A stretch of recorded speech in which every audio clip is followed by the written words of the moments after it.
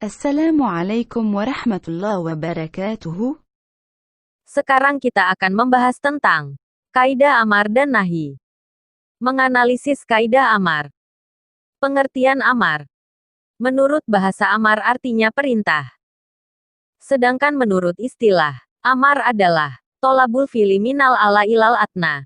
Tuntutan melakukan pekerjaan dari yang lebih tinggi kepada yang lebih rendah kedudukannya. Yang lebih tinggi kedudukannya dalam hal ini adalah Allah.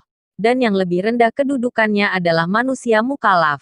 Jadi amar itu adalah perintah Allah yang harus dilakukan oleh mukallaf untuk mengerjakannya. Perintah-perintah Allah itu terdapat dalam Al-Quran dan Al-Hadis. Bentuk sigot amar. Ada beberapa bentuk sikhat amar yang dirumuskan oleh pakar bahasa Arab. Sebagai lafat yang menunjukkan perintah, di antaranya adalah sebagai berikut. A. Fiil amar atau kata kerja bentuk perintah. B. Fiil mudari, yang didahului oleh lem amar. C. Isim fiil amar. D. Masdar pengganti fiil. E. Kalam khobar bermakna berita. F. Lafat-lafat yang bermakna perintah. Kaidah amar. Kaidah-kaidah amar yaitu ketentuan-ketentuan yang dipakai para mujtahid dalam mengistimbatkan hukum. Ulama usul merumuskan kaidah-kaidah amar dalam 5 bentuk, yaitu kaidah pertama, al-aslu fil amri lil wujub. Pada dasarnya amar, perintah itu menunjukkan kepada wajib. Maksudnya adalah, jika ada dalil Al-Quran ataupun Al-Hadis yang menunjukkan perintah wajib, apabila tidak dikerjakan perintah tersebut, maka berdosa, kecuali dengan sebab ada korinah. Di antara korinah adalah sebagai berikut.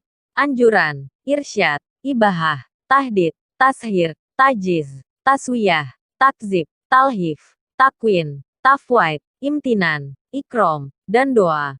Kaidah kedua, al-aslu fil amri layak tadi tikroori. Perintah itu pada dasarnya tidak menghendaki pengulangan atau berkali-kali mengerjakan perintah. Maksud kaidah ini adalah bahwa suatu perintah itu apabila sudah dilakukan, tidak perlu diulang kembali. Contohnya dalam mengerjakan ibadah haji, wajib dikerjakan sekali seumur hidup. Kaidah ini tidak dapat dipergunakan dalam semua kewajiban. Dalam kaidah ini tidak dapat berdiri sendiri, namun perlu memperhatikan adanya ilat, sifat, dan syarat. Maka amar tersebut dikerjakan harus berdasarkan ilat, sifat, dan syarat. Kaidah ketiga, al-aslu fil amri layak tadil fauro. Perintah itu pada dasarnya tidak menunjukkan kepada kesegeraan. Maksud dari kaidah ini adalah, sesungguhnya perintah akan sesuatu tidak harus segera dilakukan, sebab melaksanakan perintah tidak terletak pada kesegeraannya, namun berdasarkan pada kesempurnaan dan kesiapan untuk melakukannya. Tidak dilihat dari penghususan waktu melaksanakannya. Contohnya, perintah untuk melakukan ibadah haji tidak harus segera dilaksanakan, namun menunggu kemampuan dan kesanggupan seseorang untuk melaksanakannya. Kaidah keempat, al-amru bisayyi amrun biwasailihi. Perintah terhadap suatu perbuatan, perintah juga terhadap perantaranya atau wasilahnya. Maksud kaidah ini adalah bahwa hukum perantara atau wasilah sesuatu yang diperintahkan berarti juga sama hukumnya. Contoh, seseorang diperintahkan melaksanakan sholat, maka hukum mengerjakan wasilahnya, yaitu wudhu, bagi seseorang tersebut sama kedudukannya sebagai perintah. Kaidah kelima, al-amru ba'da nahyi yufidul ibahah. Perintah sesudah larangan berarti diperbolehkan mengerjakan kebalikannya.